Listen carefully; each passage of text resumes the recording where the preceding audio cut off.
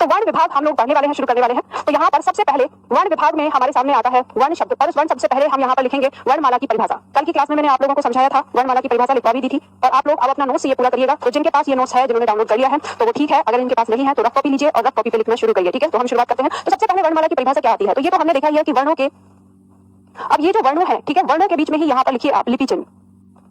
कल की क्लास में मैंने लिपि चिन्ह के बारे में बता दिया था, जिन छात्रों को नहीं पता है वो कल की क्लास देख लें। ठीक है, तो वर्णों के या लिपि चिन्हों के, ठीक है, वर्णों के व्यवस्थित क्रम को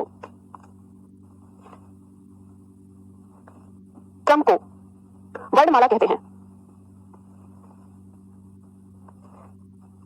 ठीक है, नोट्स कैसे पूरा करना है वो मैं आप लोगों को यहाँ पे बता रही हूँ। इसी तरह से हम अपना नोट्स भी पूरा करते चलेंगे और चीजों को समझते हुए भी चलेंगे। ठीक है, तो वर्णमाला की परिभाषा लिखी। अब कल मैंने आपको एक चीज और लिखाई थी इसमें कि वर्ण हमारे दो प्रकार के होते हैं। तो मैंने कल आपको मौखिक समझाया था, आज उसका लिखित रूप कर लीजिए। कौन कौन से हैं? स्वर और व्यंजन।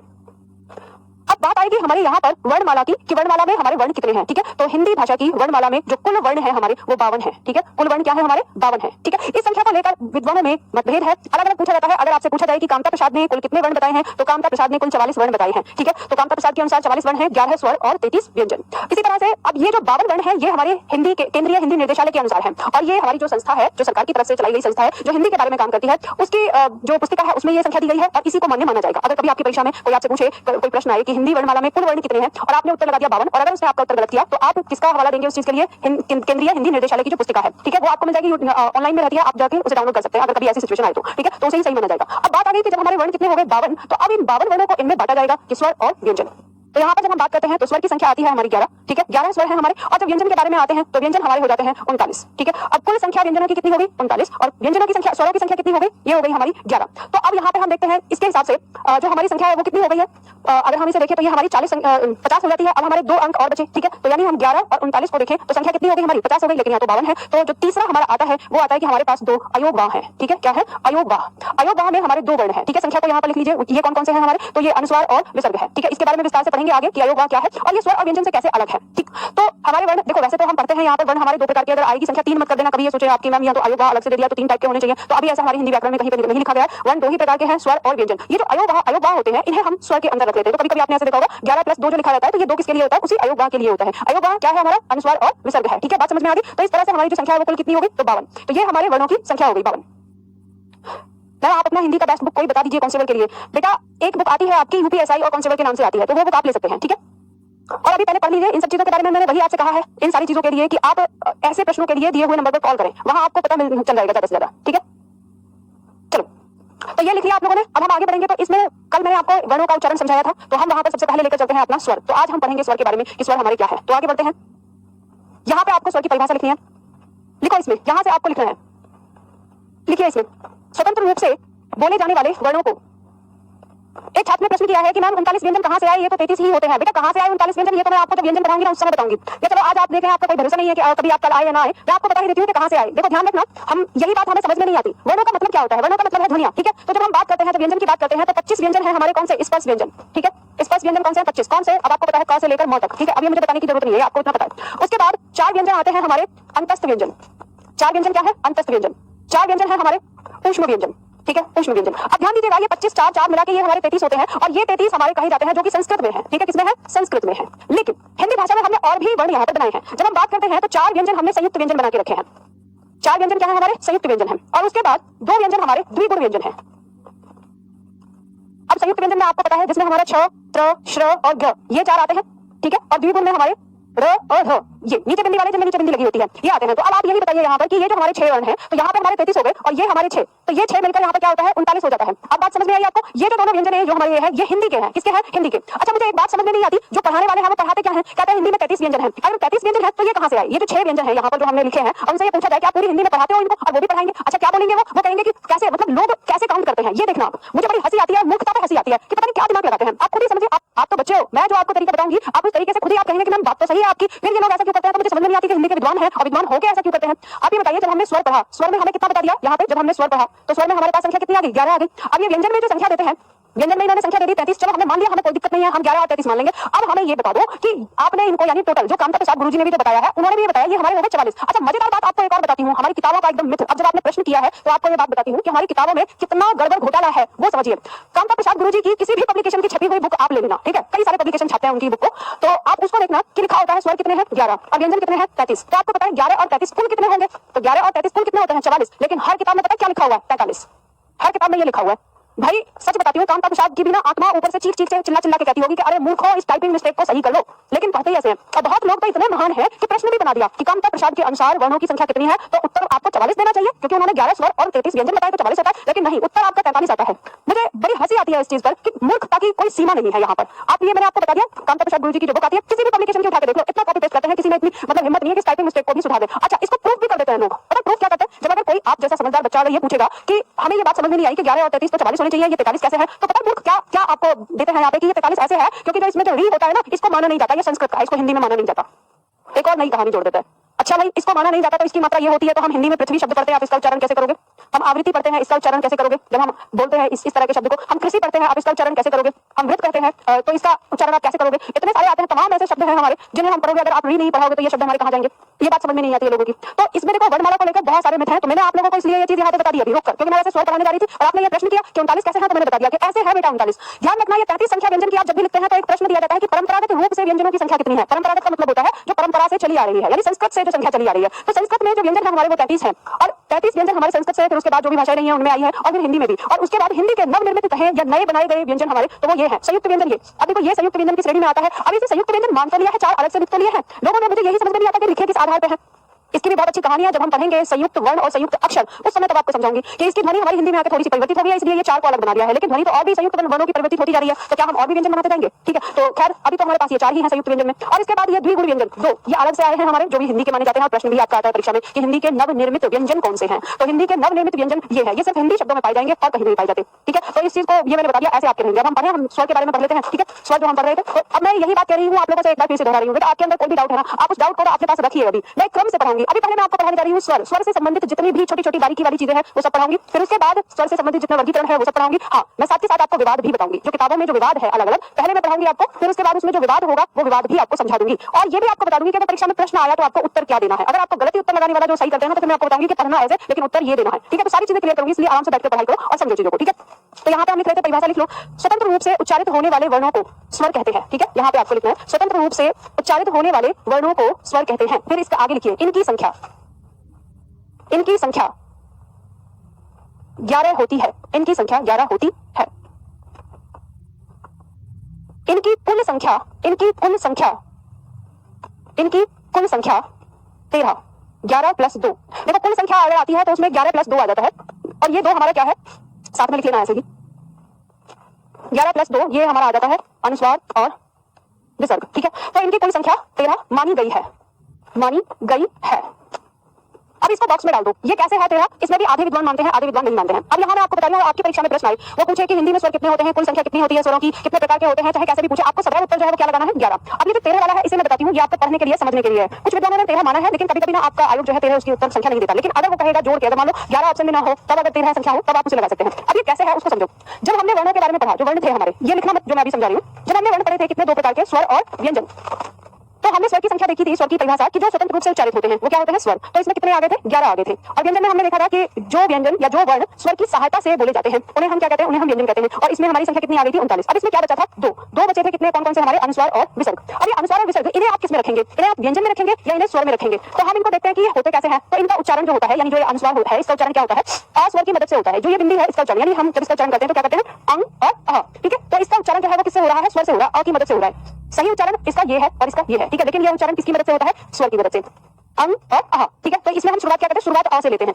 तो जब हम इसका उच्चारण किसकी मदद से कर रहे हैं, स्वर की मदद से कर रहे हैं, तो ये क्या होना चाहिए, तो व्यंजन होनी चाहिए, है ना, क्योंकि इनका उच्चारण किसकी सहायता से हो रहा है, स्वर की सहायता से हो रहा है। तो हम जब इनको व्यंजन की तरफ ले जाकर रखते हैं तो ये क्या करते हैं ना, ये व्यंजन को उच्चारित कर देते हैं, जैसे कंग और कहा। तो इन्होंने क्या किया, व्यंजन को उच्चारित कर दिया। अब जब इन्होंने व्यंजन को उच्चारित कर दिया तो किसके जैसा काम किया, स्वर के जैसा काम किया। तो फिर समस्या आ गई, तो ये पूरी तरह से तो व्यंजन भी नहीं है, तो ना ही तो ये पूरी तरह से व्यंजन है और ना ही ये पूरी तरह से स्वर है। तो फिर समस्या आ गई कि इनको कहाँ रखा जाए। तो इनको कहाँ रखा जाए, तो इसके लिए इनके लिए एक अलग कैटेगरी दे दी, अयोगवाह, कि इनको अयोगवाह कहा जाएगा। अयोगवाह वे वर्ण होते हैं जिनमें स्वर और व्यंजन दोनों के गुण पाए जाते हैं। तो अब समस्या फिर ये आती है कि जब अगर हमने अयोगवाह इसको अलग किया तो फिर वर्ण जो है वो 3 प्रकार के होने चाहिए, स्वर, व्यंजन और अयोगवाह। लेकिन विद्वानों ने 3 प्रकार इनको रखा नहीं, उन्हें 2 ही रखा। तो फिर ये आता है कि हम अयोगवाह को किसके अंदर लेकर जाएं। तो जब ये समस्या आती है तो फिर कहते हैं कि जिसमें ज्यादा गुण मिल रहे हैं उधर रख लो। तो व्यंजन का तो एक ही गुण है, क्या? स्वर की सहायता से उच्चारित होना। लेकिन जो स्वर के गुण दो मिल जाते हैं, एक तो ये व्यंजन को उच्चारित कर देते हैं और दूसरा इनकी अपनी मात्राएं बनती हैं, ये हमेशा मात्रा में रहते हैं, मात्रिक रूप भी है इनका। तो इस वजह से हमने इनको किसमें रख दिया? स्वर में। तो हम यहाँ पे 11 + 2 कर देते हैं कि कुल संख्या यानी उन वर्णों की कुल संख्या जो व्यंजन को उच्चारित कर सकते हैं वो कितने हैं? हमारे 13 हैं। तो अगर ये प्रश्न आए कि वे वर्ण जो व्यंजन को उच्चारित कर देते हैं उनकी कुल संख्या कितनी है, तो वो हमारी आ जाएगी 11 + 2। ठीक है, 11 तो स्वर हो गए और 2 हमारे अनुस्वार और विसर्ग हो गए, ये दोनों। तो उच्चारण में ये हमारा आ जाएगा। बात समझ में आ गई? तो अयोग होता है, बाकी और अयोग के बारे में डिटेल में हम आगे लिखेंगे, अभी हम यहाँ पर इतना लिखते हैं। ठीक है, अब इसके बाद आता है हमारे स्वर की मात्रा। स्वर की मात्रा क्या होती है? तो यहाँ पे आपको लिखना है, इसके आगे से आपको लिखना है, एक लाइन लिखिए यहाँ पर। ठीक है, लिखिए इसमें व्यंजनों के विभिन्न प्रकार के, इसी में आगे लिखना है, व्यंजनों के विभिन्न प्रकार के उच्चारणों को स्पष्ट करने के लिए, व्यंजनों के विभिन्न प्रकार के उच्चारणों को स्पष्ट करने के लिए, स्पष्ट करने के लिए जब व्यंजन के साथ, जब व्यंजन के साथ स्वर का योग करते हैं। क्या लिखा है? मैं फिर दोबारा से दोहरा रही हूं। व्यंजनों के विभिन्न प्रकार के उच्चारण को स्पष्ट करने के लिए जब व्यंजनों के साथ स्वर का योग करते हैं, स्वर का योग करते हैं, अल्प विराम लगाइए इसके बाद। तो स्वर अपने, तो स्वर अपने मूल रूप में ना आकर, तो स्वर अपने मूल रूप में ना आकर जिस रूप में आते हैं, तो स्वर अपने मूल रूप में ना आकर जिस रूप में आते हैं उसे स्वर की मात्रा कहते हैं, उसे स्वर की मात्रा कहते हैं, उसे स्वर की मात्रा कहते हैं, उसे स्वर की मात्रा कहते हैं। तो हम शुरू करते हैं। तो मैंने आपको अभी क्या बताया है? मैंने आपको जो परिभाषा लिखवाई है वो स्वर की मात्रा लिखवाई है। ठीक है, अब स्वर की मात्रा में मैंने आपको परिभाषा लिखवाई है। अब आपको ये समझना है कि स्वर की मात्रा दरअसल है क्या। तो हमने ये लिखा है कि जब हम व्यंजनों का उच्चारण करते हैं, ठीक है, तो बोलने में तो हम कर लेते हैं, लेकिन उसी चीज को हमें लिखना भी है, तो उसे लेखन में भी आना है। ठीक है, तो जब हम उसे लेखन में लाते हैं तो हमें जो हमारे स्वर हैं, जैसे मान लो कि हमारा अ स्वर है। अच्छा, मैं सारे ही स्वर यहाँ पर लिखती हूँ, फिर आपको समझाऊंगी। तो जहाँ आपने परिभाषा लिखी है उसके नीचे लिखना। ठीक है, तो हमारे स्वर कितने हैं? 11 स्वर की हम बात कर रहे हैं। अ, आ, ई, उ, ऊ, री, ए, ऐ, ओ, औ, अंग और अह। हम यहाँ पर 13 ही लिखेंगे पूरा। ठीक है, 13 क्यों लिखेंगे? क्योंकि मात्रा 13 की बनती है। अब यहाँ पर आपको समझना है कि देखो, अभी तक हमने स्वर का ये वास्तविक रूप पढ़ा, यानी ये जो है यहाँ हमें जो दिख रहा है ये क्या है? स्वर का वास्तविक रूप है। अब यही स्वर हमारे व्यंजन के साथ आने हैं, क्योंकि हम जैसे उच्चारण कर रहे हैं, व्यंजन हमने उच्चारण किया क, अब क का हमने उच्चारण किया आ के साथ। ठीक है, तो का या ई के साथ उच्चारण किया तो की, इस तरह से आ गया। अब इनमें हमारा अंतर क्या है ये हमें यहाँ पर समझना है कि यानी ये लिखा कैसे जाएगा। तो हमारा जैसे स्वर है पहला अ, अब इस अ स्वर की मात्रा की हम बात करें तो इसमें कोई मात्रा नहीं होती, यानी अ स्वर की हमारी कोई मात्रा नहीं होती। तो किसी व्यंजन के साथ हमें कैसे पता चलेगा कि इसके साथ अ स्वर है? तो हम जानते हैं कि जो व्यंजन है हमारा वो इस तरह का होता है। व्यंजन का वास्तविक रूप क्या है? ये। अब इस व्यंजन के साथ यदि अ स्वर आ जाएगा तो ये व्यंजन हमारा कैसे लिखा जाएगा? ऐसे लिखा जाएगा। ठीक है, इसे लिखेंगे हम। अब उसी तरह से जो आ स्वर है हमारा, तो आ स्वर की मात्रा क्या है? ये खड़ी पाई के जैसी। तो अब ये ही इसका मात्रिक रूप है, यानी ये तो हो गया इसका वास्तविक रूप और ये हो गया मात्रिक रूप। तो स्वर का वास्तविक रूप और स्वर का मात्रिक रूप, ये बात समझ में आ गई? तो इसे हम स्वर की मात्रा कहेंगे। अब इसी को अगर हम किसी व्यंजन के साथ लिखेंगे तो हम कैसे लिखेंगे? तो व्यंजन हमारा ऐसे आ जाएगा आ। ठीक है, अब ये छोटी ई है, इसकी जो मात्रा होती है वो ऐसे होती है, आगे से घूम के किसी भी वर्ण के सामने, तो हम व्यंजन के साथ लिखेंगे तो ऐसे लिखेंगे। ठीक है, बात समझ में आ गई? बड़ी ई है, इसकी मात्रा हमारी ऐसे होती है। बात में समझ में आई यहाँ पर? तो अब हम इसे जो हमारा क है इस पर बड़ी की मात्रा हम ऐसे लगाएंगे तो ये ऐसे बन जाएगा। ठीक है, अब ये जो छोटा ऊ है इसकी मात्रा हमारी ऐसे होती है और बड़ा ऊ है इसकी मात्रा इस तरह से होती है। ठीक है, अब हम इसको व्यंजन के साथ लगाएंगे तो व्यंजन के साथ ही कैसे लिखा जाएगा? ये छोटा ऊ हो गया और ये बड़ा ऊ हो गया। बात समझ में आ गई? ठीक है, लिख लेना, साथ के साथ लिखते जाना इस चीज को। ठीक है, चलो अब इसके बाद अगला आता है हमारा री। इस री की मात्रा हमारी ऐसे होती है नीचे की तरफ। अब ये किसी व्यंजन के साथ यहाँ पे लगती है तो ये किस तरह से लगेगा? ये इस तरह से लगेगा। ठीक है, ये हो गया। अब उसके बाद हमारा आता है ए। अब जो ये ए है इसकी मात्रा ये एक मात्रा हो जाएगी और ये आय है इसकी मात्रा ये हो जाएगी। ठीक है, तो ये क्या हो गई? आय मात्रा हो गई। बात समझ में आई? अब इसके बाद आता है हमारा, अब इनको अगर हम व्यंजन के साथ लिखेंगे तो हम कैसे लिखेंगे? तो व्यंजन के साथ ये हमारा हो जाएगा के और ये हो जाएगा क। ठीक है, अब ओ की मात्रा क्या होगी? इस तरह से। औ की मात्रा क्या होगी? डबल मात्रा होगी इस तरह से। ठीक है, तो ये क्या हो जाएगा हमारा?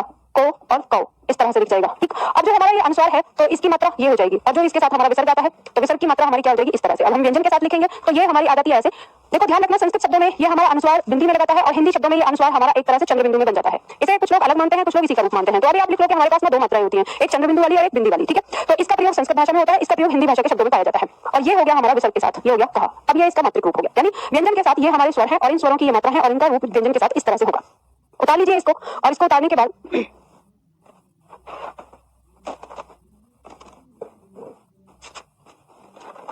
उतार लीजिए इसको।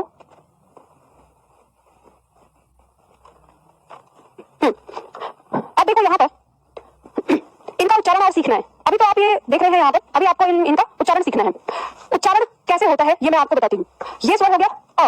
अब इस अ का उच्चारण कैसे करना है तो ध्यान दीजिएगा कि जब हम अ का उच्चारण करते हैं तो हमारी जो जीभ है वो हमारे नीचे के दांतों के बीच में बैठती है, ठीक है। और बीच में से जो जीभ का हिस्सा है, जैसे मान लो ये हमारी जीभ है, तो जीभ का ये जो बीच का हिस्सा है ये बीच में से ऐसे थोड़ा चौड़ता है जब हम बोलते हैं अ।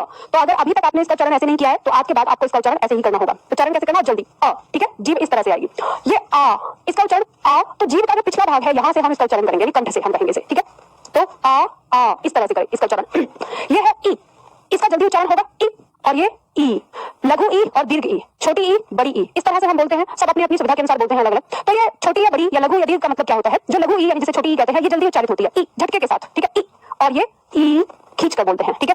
मेरे साथ उच्चारण करना। अभी आप लोग अकेले अकेले बैठे हो तो आप मुंह खोल के उच्चारण करो। ध्यान रखना हिंदी भाषा का अगर सही उच्चारण करना सीखना चाहते हो तो आपका जो ये जितने भी व्यंजन है ना, स्वर हो व्यंजन हो, मतलब जितने भी वर्ण है इनका उच्चारण सही से होना चाहिए आपके मुख से, तो आप बिल्कुल शुद्ध रूप से उसका उच्चारण कर पाएंगे, ठीक है। तो ये ई और ई, उसके बाद ये उ और ऊ, तो वही यहाँ पर भी छोटा और बड़ा आ जाता है उ और ऊ, इस तरह से उच्चारण। अब आपका यहाँ पे एक प्रश्न होगा कि मैं मुझे ना लेखन में गड़बड़ होती है, कहीं पे छोटी ई की मात्रा लगा देता हूँ और वहाँ पे बड़ी ई की आती है, या कहीं पे बड़ी ई की मात्रा लगा देता हूँ तो वहाँ छोटी ई की मात्रा आती है। तो ये कैसे आप सुधारोगे अपनी हिंदी में लेखन को, तो ये भी मैं आपको बताती हूँ। तो पहले उच्चारण सीखो। इसके बाद आता है ये, इसका उच्चारण अच्छे अच्छे लोगों से नहीं होता, मतलब लोग इसका उच्चारण समझ नहीं पाते, इसे री उच्चारण करते हैं, ये नहीं है। या फिर अगर आप किसी से बोलो कि ये क्या है तो क्या बोलेंगे, ऋषि, र ऋषि, ऐसे बोलते हैं, र ऋषि, र थोड़ी ना है ये।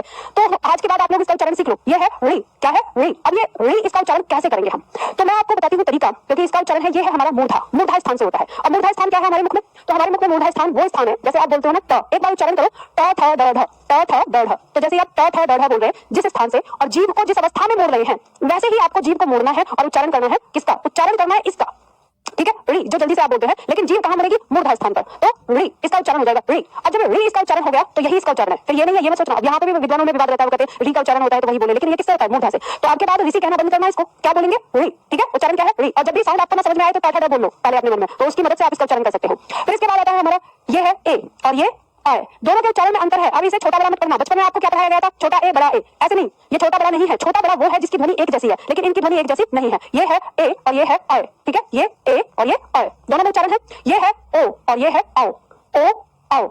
ये है अंग और ये है अह, अंग अह। तो अब मैं एक बार सारे वर्णों का उच्चारण कर रही हूँ, ध्यान से सुनना, आंख बंद करके, और सबका उच्चारण उसी तरह से करना। अ आ इ उ री, ए आ ओ आओ, अंग अह, ठीक है। तो ये हमारे स्वर हैं जिनका उच्चारण है। और ये अब आप ये कहेंगे कि मैंने इससे तो परीक्षा में कुछ आना नहीं था, उच्चारण वाला आपने इतना समय लगाया। ध्यान रखिए बेटा, परीक्षा में नहीं आएगा लेकिन आपके लेखन में आएगा। अब मैं आपको समझाती हूँ लेखन में कैसे आपको सीखना है। उच्चारण समझ में आ गया, अगर आपको स्वरों का उच्चारण समझ में आ गया तो लेखन भी आपका सही हो जाएगा। कैसे, देखो मैं इसे मिटा रही हूँ, हम देखेंगे कि कैसे हम अपना लेखन इसका सही कर सकते हैं। जैसे मान लो अब बात कर रहे हैं अभी छोटी ई और बड़ी ई की। अब इस बात का ध्यान रखना, यह अभ्यास की चीज है। आज मैं आपको एक छोटी सी बात बताऊंगी, डेली आपको अभ्यास करना होगा इस चीज पे। किसी शब्द में छोटी ई लगेगी या बड़ी ई, ये आप कैसे सुनिश्चित करते हैं, ठीक है। जैसे मान लो हमने यहाँ पर एक शब्द लिखा, मैं आपसे कहती हूँ कि आप निधि लिखो, ठीक है, निधि। अब जब आपको निधि शब्द लिखना है तो आप ध्यान दीजिए कि निधि शब्द में हम इसकी मात्रा का उच्चारण कैसे कर रहे हैं। तो देखो निधि शब्द में लोग अलग अलग तरीके से लिखते हैं। कुछ लोग निधि ऐसे लिखते हैं, कभी लोग मेरा नाम सही नहीं लिखते हिंदी में, है ना। कुछ लोग लिखते हैं इस तरह से, ऐसे लिख देंगे, ठीक है। कुछ लोग लिखते हैं ऐसे। तो इन तीनों में से सही कौन सा है, इन तीनों में से सही शुद्ध रूप कौन सा है। तो अब यहाँ पे मैं आप लोगों को उत्तर देना, ये ए, ये बी, ये सी और डी में भी लिख देते हैं। कुछ लोग इस तरह से लिख देते हैं निधि। तो इनमें से सही कौन सा है आप जरा मुझे बताइए, ए बी सी डी में से सही लिखा हुआ कौन सा है, निधि,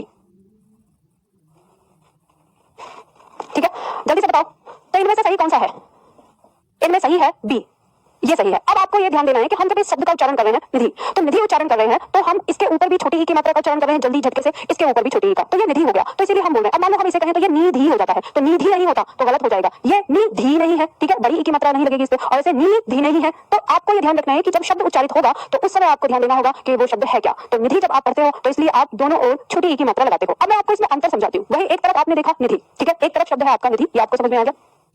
वही एक शब्द मैं आपसे कहती हूँ कि आपको मीरा लिखना है, ठीक है, क्या लिखना है, मीरा। तो जब आप मीरा लिख रहे हैं तो आपने ये लिखा मीरा। अब आप कहेंगे कि मैम मुझे तो ये भी समझ में नहीं आता कि बड़ी ई लगाऊं, तो आप इसमें इसका छोटी ई लगाकर देखो। आपने इस तरह से लिख दिया तो क्या बोलोगे, ये है मी, मी क्या है मी, लेकिन ये क्या है मी। तो ये है मीरा और ये क्या है मीरा, तो दोनों में अंतर आपको समझ में आ रहा है ना। तो लेखन आपका तभी सुधरेगा जब आपका उच्चारण सही होगा। तो उच्चारण सीख लो आप, तो आपको ये बात समझ में आ जाएगी कि ये हमारा सही है या गलत, ठीक है। इसी तरह से हम ऊ की बात करते हैं। तो जैसे मान लो हमारा छोटा ऊ और बड़ा ऊ आता है, हम इस पे भी ध्यान देते हैं। जैसे एक शब्द लिखती हूँ मैं गुरु, ठीक है, ये शब्द लिखा है गुरु और ये गुरु, ये छोटा ऊ है और ये बड़ा ऊ है, हम बोलते हैं गुरु, जल्दी बोलता है, ठीक है, जल्दी उच्चारण होता है, तो ये सही है। लेकिन अक्सर आपने देखा होगा लोग लिखते हैं ये गुरु, तो ये क्या हो गया, ये हो गया गुरु, गुरु, और ये हो गया गुरु। तो गुरु होता है इसलिए ये सही होगा, ये गलत हो जाएगा। अब इसी तरह से मान लो आपने शब्द लिखा वस्तु, तो आप जब वस्तु लिख रहे हैं तो वस्तु ऐसे लिख रहे हैं। अब इसी में अगर आप इसको ऐसे करके लिखें बड़ा ऊ करके, तो ये क्या हो जाएगा वस्तु, लेकिन आप वस्तु नहीं वस्तु बोलते हैं, जल्दी ऊ का उच्चारण होता है। तो आपको अब जो लेखन में आपको समस्या होती है, तो उसके लिए आपको क्या करना होगा, कोई भी न्यूज़पेपर ले या कोई भी किताबें जो है आपकी, किसी भी शब्द को उठाकर पहले पढ़ें कि वो क्या है, झटके से बोला जा रहा है या वो जल्दी से बोला जा रहा है, कैसे बोला जा रहा है, ठीक है। अब इसी तरह से मान लो आपने शब्द लिखा, जैसे मैं कहूँ कि सीला लिखो, तो आपने सीला ऐसे लिखा। अब लेकिन अगर आपने गलती से ऐसे लिख दिया तो आप इसको क्या बोलेंगे, वो ऊपर वाला तो हो गया सीला, लेकिन नीचे क्या हो गया सिला, तो वो जल्दी से सी, ठीक है। और सी दोनों में अंतर आपको आ रहा है लेखन में, सी और सी। तो इस तरह से आपको शब्दों में अंतर करना पड़ेगा, तब आपको ये बात समझ में आएगी कि छोटी ई की मात्रा लगानी है या बड़ी ई की लगानी है। और ये अंतर कब होगा, आपके उच्चारण के साथ। जब आप पहली बार किसी शब्द को देख रहे हैं, आप उसका सही उच्चारण करिए, और जब सही उच्चारण आप करेंगे तो सही लेखन भी आप करेंगे। तो आपको ये फोकस करना पड़ेगा इन सारी चीजों में। अब रही बात ऐसे शब्दों की कि जिन शब्दों में कभी तो छोटी ई की मात्रा सही होती है और कभी बड़ी ई की मात्रा। जैसे मान लो शब्द लिखा है आपका नदी, जब आप नदी लिखते हैं तो बड़ी ई की मात्रा सही है, लेकिन आपने लिखा नदियां, तो यहाँ पर छोटी ई की मात्रा आ गई। तो इस तरह के पॉइंट के लिए फिर आप क्या करेंगे, तो इस तरह के पॉइंट के लिए आपको कोई टेंशन लेने की जरूरत नहीं है। ये एक वचन है और ये बहुवचन है, तो जब हम एक वचन और बहुवचन सीखेंगे तो वहां मैं आपको इस बात को समझा दूंगी कि किन शब्दों में क्या अंतर आता है। तो आपको जो सीखना है वो नदी लिखना सीखना है, नदियां आपको अपने आप समझ में आ जाएगा, ठीक है। इसे आप बाद में लिख लोगे जब आप वचन सीखोगे। तो आपको जो फोकस करना है अभी इसके मूल रूप पे करना है, यानी नदी शब्द पर। इस तरह से तो आप नदी लिख रहे हैं तो बड़ी की मात्रा लगेगी, तो ऐसे ही आपको सीखना है, ठीक है। ये आपकी वर्तनी शुद्धिकरण का हिस्सा है, ये जो मैं अभी बता रही हूँ। कभी आप लोगों को ये लग रहा हो कि मैम पता नहीं स्वर पढ़ाते हुए क्या पढ़ाने लगी, तो ये क्या है, वर्तनी शुद्धिकरण। और वर्तनी शुद्धिकरण आपकी परीक्षा में आएगा ही, ठीक है। तो इसको ध्यान देना है। बात समझ में आ गई आप लोगों को। अब इसके बाद आता है हमारा, ये हमारी परीक्षा में डायरेक्ट हमसे प्रश्न किया जाता है, और वो है स्वरों का वर्गीकरण, ठीक है। क्या है हमारा स्वरों का वर्गीकरण। अब हम यहाँ पर देखते हैं स्वरों का वर्गीकरण कितने प्रकार का होता है, जब हम इसमें देखेंगे। तो स्वरों का वर्गीकरण हम कई प्रकार से करते हैं, जैसे उत्पत्ति के आधार पर करते हैं, उच्चारण काल के आधार पर करते हैं, जीव के प्रयोग के आधार पर करते हैं, होठों की स्थिति के आधार पर करते हैं, मुख खुलने की स्थिति के आधार पर करते हैं। तो अलग अलग, तो आप ध्यान रखिएगा वर्गीकरण हम किसमें करते हैं, 11 स्वर के अंदर करते हैं, 11 स्वर के अंदर। तो बार बार जिस भी तरह से जिस भी आधार को लेंगे 11 स्वर ही हमारे होते हैं। अब यहाँ पे आपको एक बात समझनी है कि अभी तक आप रटते आए थे, आज तक आप क्या कर रहे थे, रट रहे थे। जैसे आपसे किसी ने कहा उच्चारण काल, तो आपने सिर्फ उच्चारण काल अपने दिमाग में रखा, लेकिन आपको ये पता ही नहीं है कि उच्चारण काल का मतलब क्या है। तो आज यहाँ पर इस बात को समझो, समझ के सीखना है, रटना नहीं है। मैं फिर वही बात आपसे दोहरा रही हूँ, समझ के सीखना है, रटना नहीं है, बिल्कुल भी रटना नहीं है। हमारे पास स्वर कितने हैं, 11। इन्हीं 11 स्वर में से हमको निकालना है ये सारी चीजें। अब यहाँ कह रहा है उच्चारण काल के आधार पर, तो अब इसी को समझ लीजिए। उच्चारण का मतलब क्या है, उच्चारण का मतलब है बोलना, हम जो स्वरों को जो बोल रहे हैं, ठीक है। और काल का मतलब क्या है, समय। तो इससे हमें क्या पता चला कि बोलने में लगने वाले समय के आधार पर, यानी बोलने में लगने वाले समय के आधार पर हमारे स्वर कितने प्रकार के होते हैं। तो यहाँ पे जब हम पढ़ते हैं तो यहाँ पर बोलने में तो हमारे स्वर 2 प्रकार के हैं।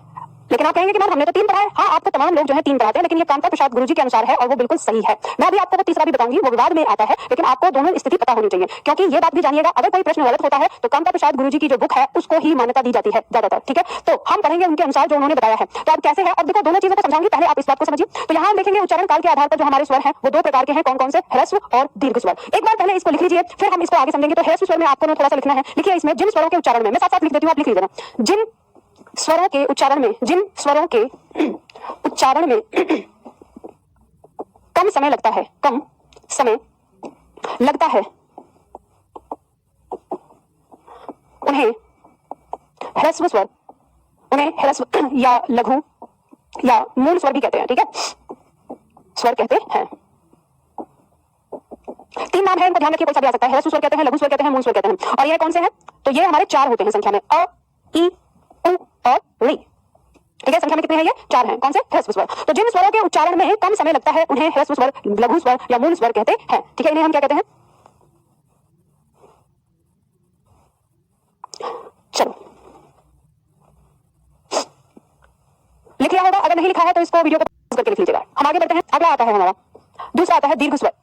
दीर्घ स्वर में लिखिए जिन स्वरों के उच्चारण में, जिन स्वरों के उच्चारण में ह्रस्व स्वर से, ह्रस्व स्वर से, ह्रस्व स्वर से अधिक या दुगना, ठीक है, ह्रस्व स्वर से दुगना समय लगता है। जिन स्वरों के उच्चारण में ह्रस्व स्वर से दुगना समय लगता है उन्हें दीर्घ या गुरु स्वर कहते हैं, उन्हें दीर्घ या गुरु स्वर कहते हैं, ठीक है। इनकी संख्या कितनी है, ये 7 होते हैं। आ, ई, उ, ए, ऐ, ओ, औ।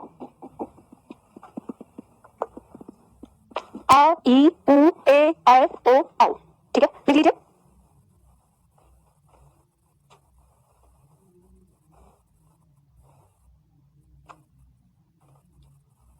याद रखना, आपको सारी चीजें ना यही क्लास में सीखनी है, रटनी नहीं है, समझना है। अभी आप लोगों ने लिख लिया होगा, ठीक है, पहले हमने एक बार लिख लिया, आपने नोट्स पूरा कर लिया। अब इसी के साथ साथ मैं आप लोगों को अब समझाती हूँ कि अब इसको याद करना है, मतलब आपको याद रख लेना है अपने दिमाग में, कैसे याद करेंगे। दोनों में क्या अंतर है, ये मैं मिटा रही हूँ, लिख लिया होगा आप लोगों ने। अब हम यहाँ पर देखते हैं कि जो हमने यहाँ पर पढ़ा, हमारे सामने 2 दो प्रकार के आए, ह्रस्व स्वर और दीर्घ स्वर। ठीक है, दीर्घ स्वर। हमारे पास कुल कितने स्वर थे? 11। ठीक है, 11 में से ही हमें इसे लेकर चलना है। उच्चारण काल के आधार पर हमने दो पढ़ा है। ठीक है, तीसरा जो लोग पढ़ाते हैं वो मैं भी आपको बताऊंगी, इसलिए तसल्ली करना, कोई डाउट अपने दिमाग में मत लाना। तो ह्रस्व स्वर हमारे कौन से हो गए? अ, ई, उ और ऋ। ठीक है, दीर्घ स्वर की बात करेंगे तो इसमें कौन से हो गए हमारे? आ, ई, उ, ए, ऐ, ओ, औ। अब देखो एक चीज यहाँ पर मजेदार सीखो। मजेदार चीज आपको ये सीखनी है कि आपने इससे पहले बचपन में पढ़ा होगा और आपके बचपन के टीचर ने आपको जो स्वर पढ़ाए होंगे तो वो आपको कैसे पढ़ाते थे? तो आपको कहते थे छोटा आ बड़ा आ, छोटी ई बड़ी ई, छोटा उ बड़ा उ, और ये ऋ, फिर छोटा ए बड़ा ए, छोटा ओ बड़ा ओ। इस तरह से आपको बचपन में पढ़ाया गया, मुझे पढ़ाया गया, अब आपको पता नहीं। हाँ, ऐसा हो सकता है छोटा न करके ह्रस्व और दीर्घ नाम दिया गया हो, क्योंकि जैसे बिहार की तरफ के बच्चे मुझे बताते हैं कि वो ह्रस्व करके पढ़ते हैं कि ह्रस्व आ दीर्घ आ ऐसे करके। तो आप ध्यान दीजिएगा कि जो आपने बचपन में पढ़ा था वो आपको गलत पढ़ाया गया था। दरअसल छोटा बड़ा सिर्फ आपका यही होते हैं, ए आई ओ औ, छोटा बड़ा नहीं है। ए आई ओ औ ये चारों के चारों आपके दीर्घ ही है। ठीक है, तो सबसे पहले जो आपने बचपन में गलती की इसको सुधारो कि लघु अ है और दीर्घ आ। अब देखो उच्चारण काल की बात हम कर रहे थे तो अब यहीं पे सीख लो, ये हो गया अ और ये आ, अ आ, इसका उच्चारण जल्दी और इसका इससे दुगना, ई ई ई ई उ उ उ। उच्चारण काल की बात कर रहे हैं हम, उच्चारण में। अब ये है ऋ, तो ये क्या हो गया? ऋ। जल्दी से, इसका कोई दीर्घ यहाँ नहीं है, हिंदी भाषा में दीर्घ नहीं है, लेकिन संस्कृत में होता है। देखो संस्कृत में इसका दीर्घ होता है, ये ध्यान रखिएगा। ये आपकी जो होती है इसे बोलते हैं ऋ और ये होता है ऋ। ठीक है, ये संस्कृत में होता है, हिंदी में नहीं होता। ठीक है, तो ये हमने हिंदी में लिया ही नहीं। अब इसके बाद हमारा स्वर है ए आई ओ औ, तो ये हमारे दीर्घ हो गए। अब आपके स्वर कितने हैं? 11, और यहाँ पे संख्या आ गई, ये हमारे कितने? 4, और ये हमारे कितने? 7। 4 और 7 कितने होते हैं भाई? मेरा मैथ्स तो कहता है कि 11 होते हैं, अब आपका पता नहीं क्या कहता है। अब विवाद सुनिए, जो लोग पढ़ाते हैं। अच्छा, यहाँ पे भी मुझे बड़ी हैरत होती है लोगों के पढ़ाने पर, क्योंकि जब से मैंने हिंदी पढ़ाना शुरू हुआ मेरे दिमाग में ये डाउट आता है, मतलब मैं ये सोचती हूँ कि मेरे ही दिमाग में ये प्रश्न उठते हैं, ये सबके दिमाग में उठते हैं। पता नहीं सबके दिमाग में उठते तो लोग विरोध करते हैं, लेकिन आज तक लोगों ने विरोध नहीं किया, ऐसे ही पढ़ाते जा रहे हैं। अब देखो कैसे, अब बेचारे कांता प्रसाद गुरुजी सही बता के गए, समझा के गए, लेकिन फिर भी लोगों ने उनकी बात नहीं मानी। लोग क्या कहते हैं कि उच्चारण काल के आधार पर स्वर 3 प्रकार के होते हैं, और वो 3 क्या बताते हैं? प्लुत स्वर। तीसरा जो है वो क्या बताते हैं? प्लुत स्वर। अब देखो मजे की बात बता रही हूँ अब यहाँ पर। अब आप ये देखना कि जो संस्कृत में है उसे हम हिंदी में तो नहीं पढ़ सकते। अब संस्कृत व्याकरण अलग है, हिंदी व्याकरण अलग है। ये जो उच्चारण काल के आधार पर स्वर 3 प्रकार के हैं, ये संस्कृत भाषा में है। कहाँ पर है? संस्कृत भाषा में। संस्कृत भाषा में ह्रस्व स्वर, दीर्घ स्वर और प्लुत स्वर 3 पढ़ाए जाते हैं, लेकिन हिंदी भाषा में कितने हैं? 2 है, क्योंकि हिंदी भाषा में प्लुत स्वर नहीं है। हिंदी भाषा में इस चीज को प्लुत चिन्ह के नाम से पढ़ाया जाता है, प्लुत चिन्ह। ठीक है, और यह चिन्ह क्या होता है? यह चिन्ह हमारा वर्तमान समय में इस तरह से एक एस का लेटर हम बनाते हैं किसी भी शब्द के बाद ऐसे। इस लेटर को जैसे मान लो हमने कोई शब्द लिखा, मान लो कि हम मोहन लिख रहे हैं, तो उसके बाद हम ऐसे ये लेटर बना के और इस तरह से लिखते हैं। ठीक है, तो इसका मतलब क्या होता है? तो इसका मतलब ये होता है कि ये जो हमारा ओ है ना, हम इसको खींच के बोलेंगे जैसे मोहन। तो जब हम किसी को ऐसे बोल रहे हैं मोहन, तो ये हम उसको पुकारते हैं। ठीक है, ये कौन सी अवस्था है? उसको पुकारने वाली। तो हिंदी भाषा में प्लुत चिन्ह का प्रयोग होता है किसमें? पुकारने में। किसमें होता है? पुकारने के लिए होता है। तो आपकी परीक्षा में ये प्रश्न कभी आ सकता है कि किसी को पुकारने के लिए हम किसका प्रयोग करते हैं? तो प्लुत चिन्ह का प्रयोग करते हैं। ठीक है, या प्लुत स्वर भी लिख कर दे सकता है कि पुकारने के लिए। तो हिंदी में प्लुत स्वर तो है ही नहीं। तो हिंदी में प्लुत स्वर नहीं है, तो अब आपको लोग कैसे पढ़ाते हैं? देखना, जिनमें विवाद है वो कहते हैं इसका कम मात्रा में उच्चारण, इसका दुगनी मात्रा में उच्चारण, प्लुत स्वर का उच्चारण इससे और भी ज्यादा, दीर्घ से भी दुगना। अब ये बताइए कि 11 स्वर है, उदाहरण में यहाँ आ गए ये 4, उदाहरण में यहाँ आ गए ये 7। प्लुत स्वर के लिए आपके पास कोई उदाहरण बचा? कोई उदाहरण नहीं, हिंदी में कोई उदाहरण नहीं है। ठीक है, अब कोई उदाहरण नहीं बचा तो यहाँ पे लोग आपको कौन सा उदाहरण देते हैं? तो यहाँ आपको जो उदाहरण देते हैं लोग वो क्या कहते हैं कि ओम जो है ऐसे लिखा है, ऐसे ओम, ये हमारा क्या है? ये प्लुत स्वर है। ठीक है, ये बताते हैं, या यहाँ पे ही शब्द को लिख देंगे कि जो मोहन है ये ऐसे जो लिखा जा रहा है यही क्या है? प्लुत स्वर है। अब आपने पढ़ लिया, आप बच्चे आप भी पढ़ के आ गए आराम से, लेकिन कभी आपके दिमाग में ये प्रश्न आया कि यार ये हमको क्या उल्टा उल्टा पढ़ा दिया? हम पढ़ तो रहे थे वर्ण और वर्ण में पढ़ रहे थे स्वर, यानी ध्वनि, यानी ध्वनि, और यहाँ पे हमको उदाहरण में क्या दे दिए? शब्द। ये कैसा गोलमाल है? ये तो एकदम गोलमाल नहीं कर दिया, उल्टा पुल्टा। भाई प्लुत स्वर बताओ ना, क्या आपको 11 स्वर के अंदर मैंने आपको ओम लिखवाया? नहीं। क्या मैंने आपको 11 स्वर के अंदर मोहन लिखवाया? नहीं। तो फिर ये स्वर कैसे हो गया भाई? अब यही प्रश्न का जवाब दे दो जो लोग प्लुत स्वर भी पढ़ाते हैं, लेकिन किसी के पास जवाब ही नहीं है। तो आप लोग अच्छे बच्चे हो, समझदार बच्चे हो, और हिंदी हमारी बहुत सरल है और हमें शुद्ध हिंदी पढ़नी है। तो अब ये जो प्लुत स्वर जो लोग तमाम लोग पढ़ाते हैं, अगर आपके आसपास कोई हिंदी पढ़ाने वाले हो तो उनसे ये प्रश्न जरूर करिएगा कि जब आप हमें पढ़ा रहे थे स्वर और स्वर में पढ़ा रहे थे स्वर क्या है? हमारे वर्ण, तो ये शब्द वाला ये क्यों पढ़ा दिया? ये गलत है, ये हिंदी में नहीं है, इसे काट दो, ये हिंदी में नहीं है भाई, हिंदी में नहीं है। कांता प्रसाद गुरुजी ने अपनी किताब में लिखा है, उन्होंने कहा है संस्कृत में प्लुत नाम से स्वर का एक तीसरा भेद माना जाता है, पर हिंदी में इसका उपयोग नहीं होता। हिंदी भाषा में इसे प्लुत चिन्ह के नाम से पढ़ा जाता है, इसका प्रयोग किसी को पुकारने में किया जाता है। तो ये क्या है? ये प्लुत चिन्ह के नाम से पढ़ा जाता है, तो ये नहीं है। तो इस बात का ध्यान रखिए, उच्चारण काल के आधार पर हमारे जो स्वर होते हैं वो क्या होते हैं? 2 ही होते हैं, ह्रस्व स्वर और दीर्घ स्वर। बात समझ में आ गई आप लोगों को? चलो, ये बात समझ में आ गई है तो एक प्रश्न का उत्तर दे दीजिए मुझे। एक प्रश्न आपकी परीक्षाओं में पूछा गया है और इस प्रश्न को लेकर हमारे छात्रों के मन में संदेह भी रहता है। प्रश्न मैं कर रही हूँ, निम्न में से एक प्रश्न करूंगी और उसमें विकल्प आपको कई सारे दूंगी। निम्न में से दीर्घ स्वर कौन सा है? निम्न में से दीर्घ स्वर कौन सा है? ठीक है, प्रश्न है निम्न में से दीर्घ स्वर कौन सा है। अब मैं यहाँ पे आपको विकल्प दूंगी। ठीक है, अब आपको ये बताना है, मैं विकल्प दे रही हूँ। प्रश्न संख्या 1, प्रश्न संख्या 2 और प्रश्न संख्या 3। तीनों प्रश्न का जो प्रश्न है वो क्या है? निम्न में से दीर्घ स्वर कौन सा है? बताना क्या है आपको? दीर्घ स्वर बताना है कि निम्न में से दीर्घ स्वर कौन सा है। पहला विकल्प आपको ए विकल्प कह रहा है अ, बी विकल्प कह रहा है आ, सी विकल्प कह रहा है ओ, डी विकल्प कह रहा है औ। ठीक है, ए विकल्प कहता है ई, डी विकल्प कहता है ए, सी विकल्प कहता है ई, डी विकल्प कहता है अ, ए विकल्प कहता है उ, बी विकल्प कहता है औ, सी विकल्प कहता है ओ और डी विकल्प कहता है ओ। प्रश्न समझ लीजिए, प्रश्न में गड़बड़ी तो नहीं हो गई?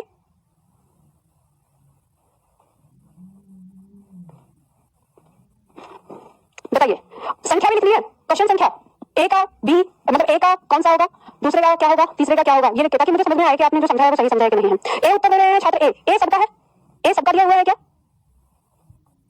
पहले का बी, दूसरे का डी, तीसरे का सी, दूसरे का डी और तीसरे का सी, पहले का बी, तीसरे का सी, दूसरे का डी। चलो लिखो, देखो देखो यहां पर आपने छोटा ऊ लिखा है मैम। हाँ तो प्रश्न में कोई गलती है? दीर्घ स्वर बताना है, अ आ ओ औ ई ए ई और अ। सही तो है बालक, गलती कहाँ है? देखो अब इनमें देख लो, कुछ छात्र तो कह रहे होंगे कि मैम आपने ना ये उत्तर ही गलत लिख दिया है, यहाँ पर दीर्घ स्वर नहीं लघु स्वर लिखिए। आपने दीर्घ पूछा है, अब इसमें तीन तीन दीर्घ है, ऐसा हो रहा है ना, आपको तीन तीन दीर्घ दिखाई दे रहे होंगे ना। तो देखो इनका उत्तर क्या है, इनका उत्तर है, इसका उत्तर हो जाएगा बी, ठीक है। पहले प्रश्न का उत्तर क्या है? बी, जिन्होंने इसका उत्तर बी बताया बहुत ही सुंदर। दूसरे का उत्तर हो जाएगा सी, ठीक है, दूसरे का उत्तर क्या हो गया? सी। और तीसरे का उत्तर हो जाएगा डी, ठीक है, तीसरे का उत्तर क्या हो गया? डी। अब आप कहेंगे कि मैम अभी तो आपने दीर्घ स्वर में हमको ये भी बताए हैं, बाकी जो है वो किसमें अलग हो गए? तो देखो ओ और औ ये आ गया संयुक्त, संयुक्त स्वर, ठीक है, ये क्या हो गए? संयुक्त स्वर। ऐसे ही इसमें बी और डी संयुक्त स्वर की श्रेणी में हो गए, और ऐसे ही इसमें ये संयुक्त स्वर की श्रेणी में हो गए। अब ये कैसे हुआ और ये संयुक्त स्वर कहां से आया, ये क्या हुआ? तो ये हम पढ़ेंगे अगला वर्गीकरण, यानी जो हमारा अगला वर्गीकरण है। ये था हमारा पहला वर्गीकरण जो हमने देखा, जो उच्चारण काल के आधार पर था। तो अब ये ध्यान रखिएगा कि उच्चारण काल के आधार पर ये हमारे दीर्घ हैं, लेकिन कभी अगर आपकी परीक्षा में ये क्या प्रश्न आ जाए, दीर्घ स्वर या आ जाए मूल दीर्घ स्वर, तो फिर हम क्या करेंगे? देखो परीक्षक जो है उसको पता चल रहा है कि आजकल आप पढ़ रहे हो, तो वो ऊपर ऊपर से प्रश्न नहीं करता, नीचे से प्रश्न कर रहा है, जिसे लोग कहते हैं कि बड़े ही एडवांस लेवल के प्रश्न है। एडवांस नहीं है, वो बेसिक है, ठीक है, शुरुआत है वो। तो यहाँ पे हम देखेंगे, जब हम दूसरा आधार करेंगे उत्पत्ति के आधार पर, तो इसे ही समझेंगे। अब ये उत्पत्ति के आधार पर जो समझने वाला है, इसको मैं समझाऊंगी आप लोगों को कल की क्लास।